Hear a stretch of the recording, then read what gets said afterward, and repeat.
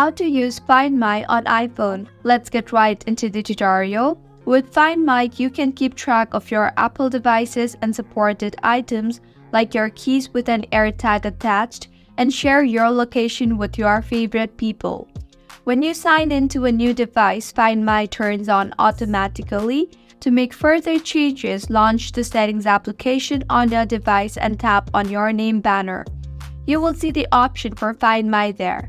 Tap on that and then tap on Find My iPhone. Make sure the toggle button for Find My is toggled on. Also, make sure the toggle button for Send Last Location is toggled on too, as this will automatically send the location of this iPhone to Apple when the battery is critically low so you can know its last location. With this, Find My iPhone is successfully set. Now open the Find My application on your device. You can use the Find My app to share your location with your friends and families. Tap on the People tab. Anyone sharing their location with you will be listed here. Tap on the plus symbol and then on Share My Location. Choose a contact and tap on Send. With this, you will be able to see that particular individual's live location, but only when you are connected to an internet.